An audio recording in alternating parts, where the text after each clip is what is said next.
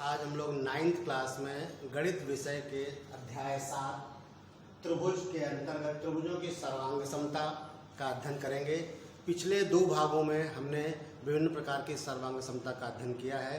आज हम लोग प्रमेय 4 के माध्यम से भुजा भुजा भुजा अर्थात एस सर्वांग समता का अध्ययन करेंगे। इस एस सर्वांग समता में अगर कोई एक त्रिभुज जिसकी तीनों भुजाएं किसी अन्य त्रिभुज की क्रमशः तीनों भुजाओं के बराबर हों तो ऐसे त्रिभुज सर्वांगसम होते हैं। ये हमें सिद्ध करना है। तो इसके लिए हमें ज्ञात क्या है? ज्ञात है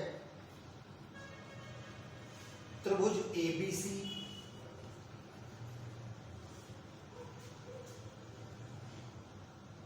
और त्रिभुज DEF में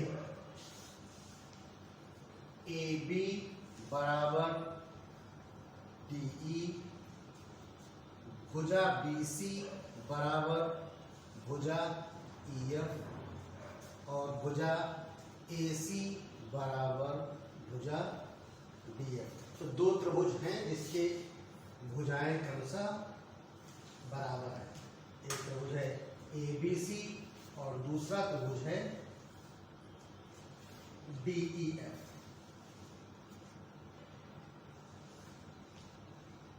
AB बराबर है DE के, BC बराबर है EF के और AC बराबर है DF के। ये हमें ज्ञात है। हमें सिद्ध क्या करना है? सिद्ध करना है त्रिभुज ABC सर्वांगसम त्रिभुज DEF। ये हमें सिद्ध करके दिखाना है। इसमें हमें रचना भी करनी पड़ेगी। तो इसमें रचना क्या करेंगे?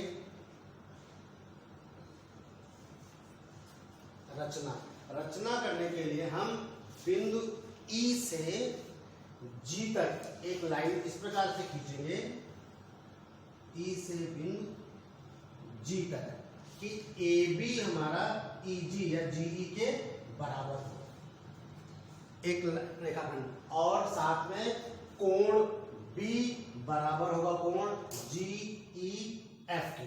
ये दोनों कोण हमारे बराबर होंगे। इस प्रकार से रचना करेंगे।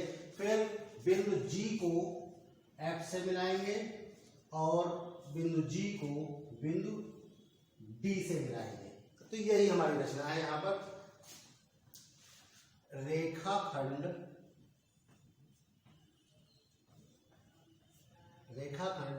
GE इस प्रकार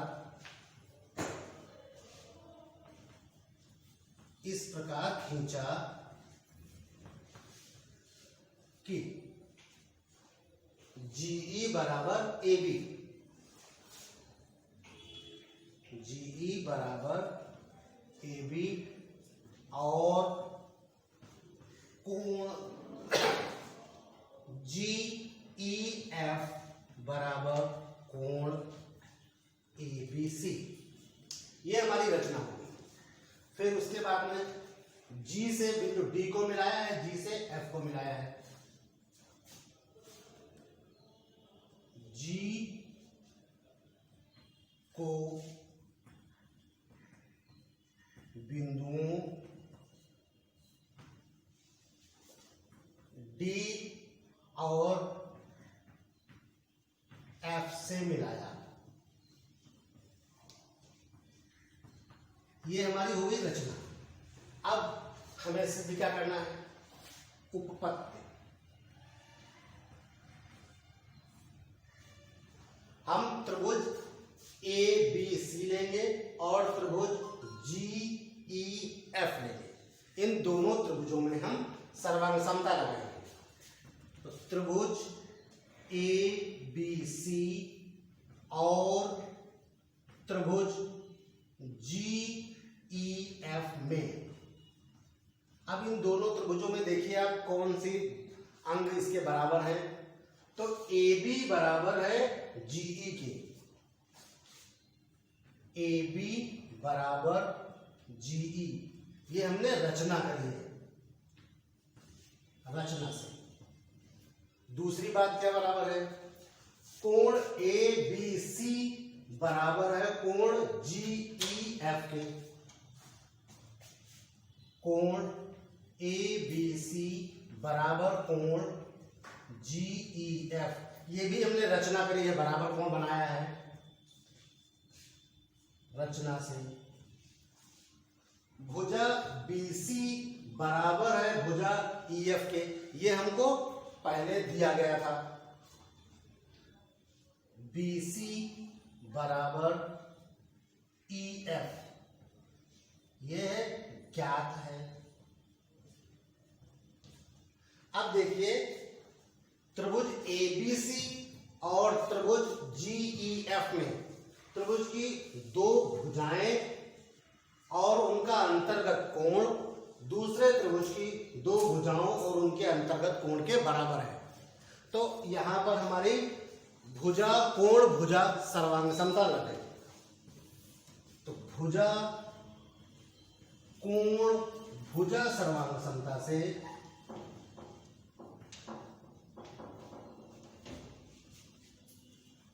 भुजा कोण भुजा सर्वांग समता से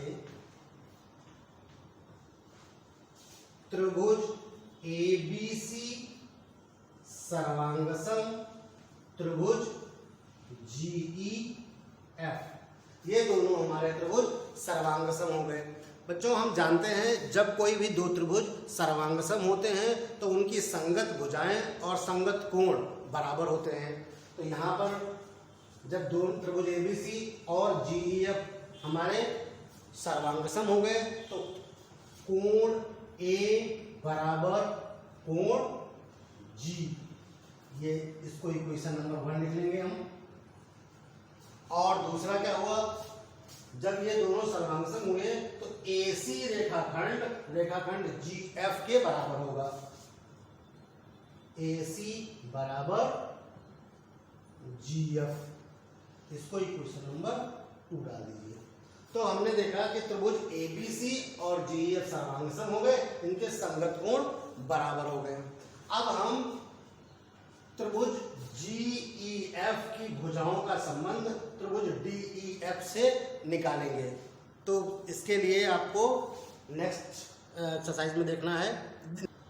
तो बच्चों देखा हमने अभी कि त्रिभुज एबीसी और जीईएफ जब हमारे सर्वांगसम हो गए थे तो ए बी बराबर जी ई, कहां से, समीकरण 1 से। और हमको ज्ञात क्या है, ए बी बराबर डीई, ए बी बराबर डीई, ये ज्ञात है। ए बी बराबर जीई और ए बी बराबर डीई, अतः डीई बराबर जीई, ये इक्वेशन नंबर, इसको हम 3 लिख लेंगे। इसी प्रकार से AC बराबर GF, AC बराबर GF, ये कैसे हमने जाना, अभी हमने सिद्ध किया है।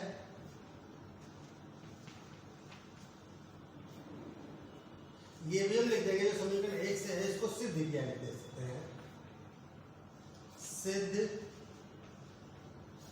किया है। AC बराबर GF और हमें ज्ञात क्या है, AC बराबर DF हमें ज्ञात है। अतः DF बराबर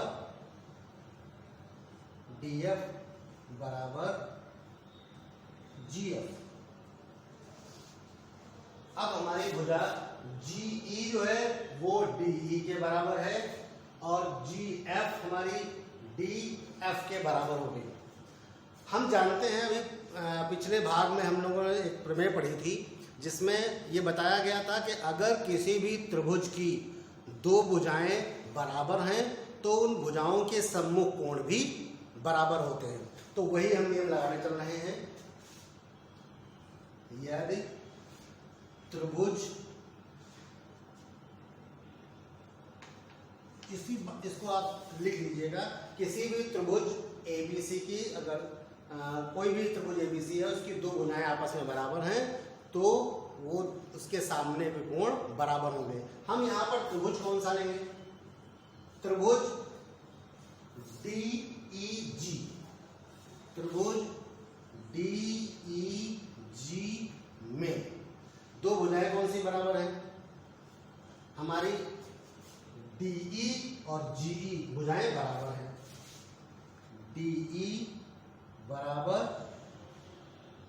GE, DE बराबर GE, ये कहां से? समीकरण 3 से।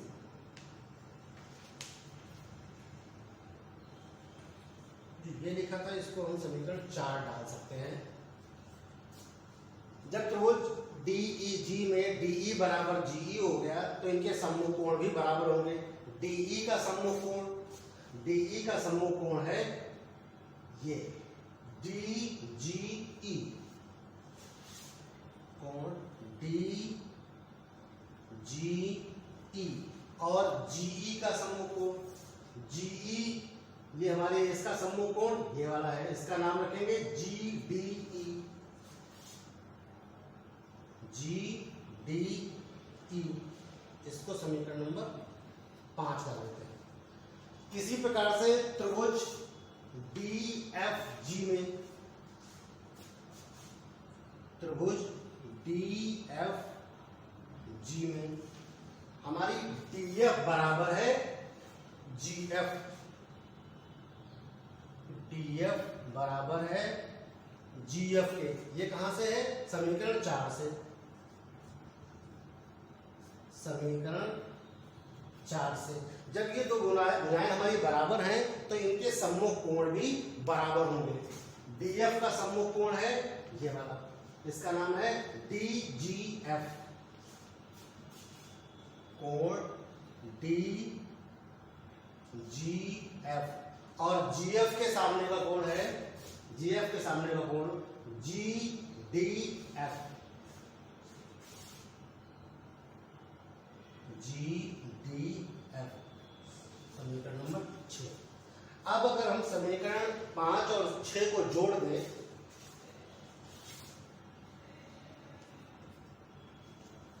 पांच और 6 को जोड़ने पर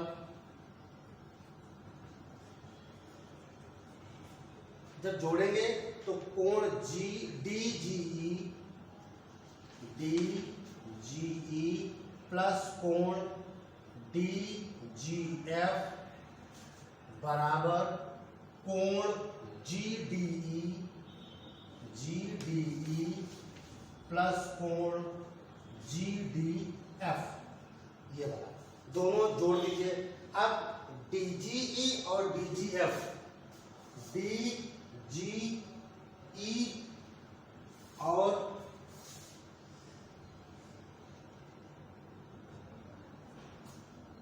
DGE कोण हमारा DE के बराबर हो गए। ये दोनों हमारे कोण बराबर हैं और ये दोनों कोण आपस में बराबर हैं। तो अब DGE और DGF दोनों को जोड़िए तो पूरा कोण D बन जाता है। ये दोनों का जोड़ हमारा कोण D बनेगा और इन दोनों का जोड़ कोण G बनेगा। कोण D बराबर कोण G हो गया। अब ये तो हमने विकसित कर दिया, इसको हम समीकरण नंबर 7 डाल सकते हैं। समीकरण 7 और 7 में दूसरा क्या था? हमको ज्ञात क्या है? कोण G बराबर D बराबर G, और हमने कोण ए बराबर कोण जी, ये समीकरण 1 से ये हम प्रूफ कर चुके हैं। तो जी, अब समीकरण 7 और इसको मिला दीजिए तो देखते हैं यहां से क्या आता है, कोण ए बराबर कोण डी। कोण ए और कोण डी बराबर सिद्ध हो गए। अब फिर से हम त्रिभुज एबीसी और त्रिभुज डीईएफ लेते हैं।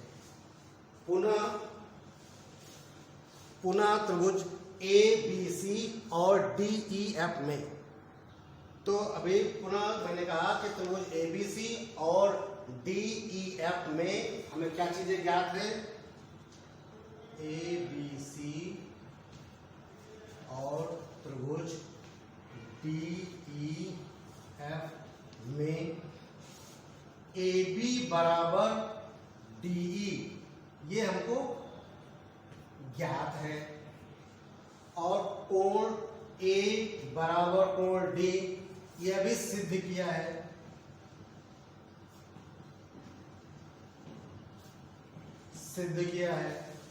और AC बराबर DF,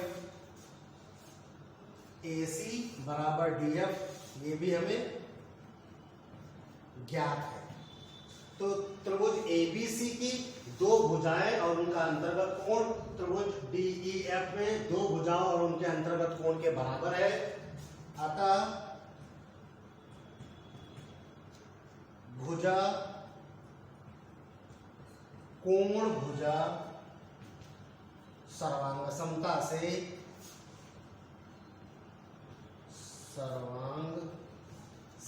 से त्रिभुज ABC सर्वांगसम त्रिभुज DEF। तो बच्चों हमने देखा कि अगर कोई एक त्रिभुज ABC है और उसका दूसरा त्रिभुज DEF है, उनकी तीनों भुजाएं आपस में बराबर हैं, तो वो दोनों त्रिभुज सर्वांगसम होते हैं। अब इस पर एक एग्जांपल देखते हैं बच्चों। जो अभी मैंने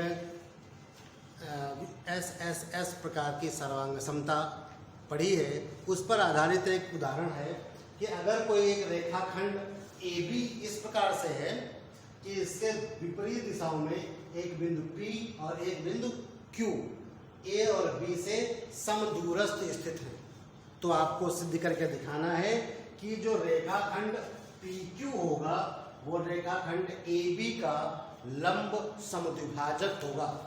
लंब समद्विभाजक क्या होता है, PQ अगर रेखाखंड AB पर लंब है और PQ रेखाखंड AB को समद्विभाजित करता है, तो PQ को हम लंब समद्विभाजक रेखाखंड कहेंगे। चलिए देखते हैं इसको कैसे सिद्ध करेंगे। तो सबसे पहले हमें ज्ञात क्या है, ज्ञात है कि बिंदु P और बिंदु Q AB से समदूरस्थ हैं, अर्थात AP बराबर BP, या दूसरा ऐसे कह सकते हैं PA बराबर PB और QA बराबर QB। ज्ञात है PA बराबर PB और QA बराबर QB। हमें सिद्ध करना है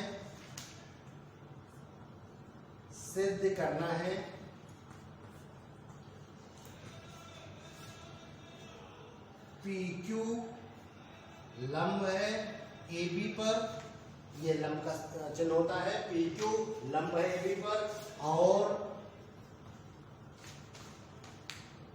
PQ रेखाखंड AB को समद्विभाजित करता है।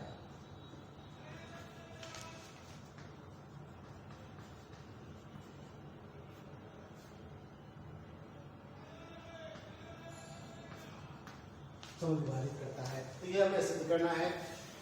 उत्पत्ति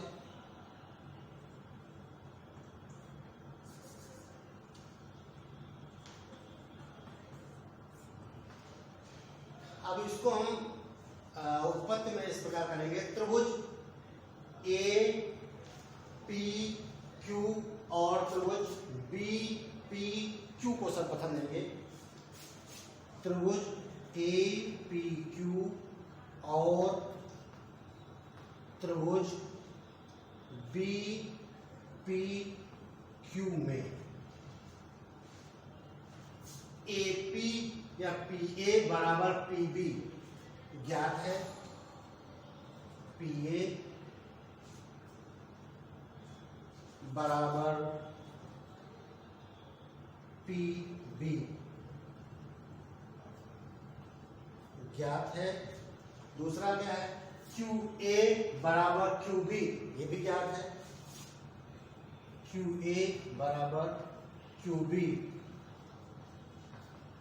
ज्ञात है। और रेखाखंड हमारा पी क्यू, ये दोनों में उभयनिष्ठ है। तो पी क्यू बराबर पी क्यू उभयनिष्ठ,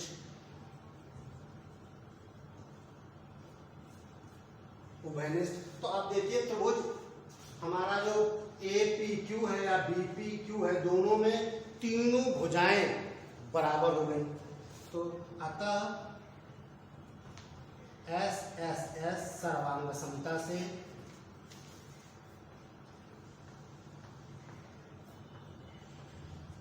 त्रिभुज ए पी क्यू सर्वांगसम त्रिभुज बी पी क्यू, ये दोनों सर्वांगसम हो गए। जब कोई दो त्रिभुज सर्वांगसम हो जाते हैं तो उनके संगत कोण और संगत भुजाएं बराबर होती हैं। अतः कोण ए पी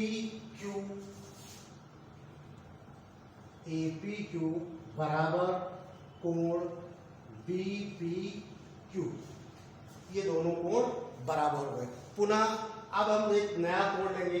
अगर रेखाखंड हमारा पी क्यू रेखाखंड ए बी को बिंदु सी पर अगर प्रतिच्छेदित करता है तो त्रिभुज पी सी ए और त्रिभुज पी सी बी में हम फिर से सर्वांग समता के प्रमेय लगाएंगे। तो बच्चों देखिए, त्रिभुज पी सी ए और त्रिभुज पी सी बी में, पी सी ए और त्रिभुज पी सी बी में पी ए बराबर पी बी, ये ज्ञात है। दूसरा, ये वाला कोण बराबर है पी ए क्यू और बी पी क्यू, दोनों कोण बराबर है। तो कोण पी ए क्यू बराबर है कोण पी ए क्यू नहीं है, ये है A P Q. A P Q कोण बराबर है बी पी क्यू के, बी पी क्यू के, ये हमें सिद्ध किया है।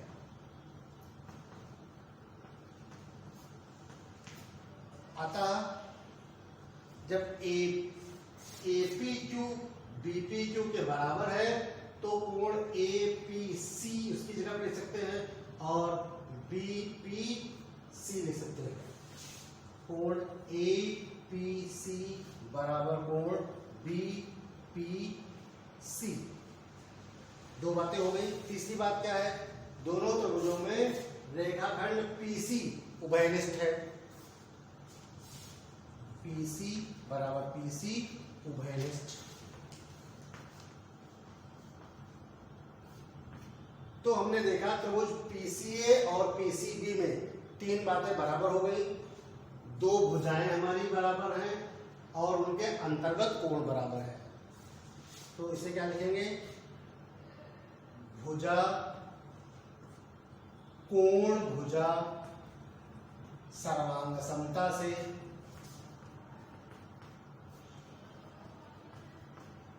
भुजा कोण भुजा सर्वांग समता से त्रिभुज पीसीए सर्वांगसम त्रिभुज पीसीबी, ये दोनों त्रिभुज हमारे सर्वांगसम हो गए। जब दोनों त्रिभुज सर्वांगसम हो गए तो हमारे कोण PCA बराबर हो गया कोण PCB के, और रेखाखंड AC बराबर हो गया रेखाखंड BC के। Implies that AC बराबर BC, अतः PQ रेखाखंड AB को समद्विभाजित करता है। समद्विभाजित करता है। और दूसरी बात क्या थी? कोण PCA बराबर कोण PCB, ये दोनों कोण बराबर हैं। कोण PCA ये वाला कोण और ये दोनों कोण आपस में बराबर हैं। हम जानते हैं कि ACB एक रेखाखंड है और किसी भी रेखाखंड पर अगर दो कोण बने होते हैं तो उनका योग 180 अंश होता है। तो हम जानते हैं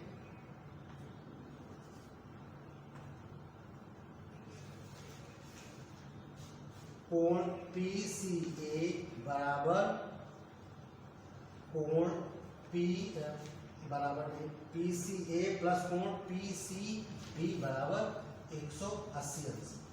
तो PCA और PCB दोनों बराबर हैं, मान रख दीजिए। दो कोण PCA बराबर 180 अंश, कोण PCA बराबर 90 अंश। कोण हमारा PCA 90 अंश का हो गया, अर्थात जो PC है वो AB पर लंब है। PC लंब AB, अतः PQ रेखाखंड AB पर लंब है। तो बच्चों हमने देखा कि रेखाखंड PQ AB पर लंब है और रेखाखंड PQ AB को समद्विभाजित करता है। तो इस प्रकार से किसी भी रेखाखंड AB के विपरीत ओर स्थित बिंदु जो A और B से समदूरस्थ हैं उनको मिलाने वाला रेखाखंड PQ AB का लंब समद्विभाजक होता है। धन्यवाद।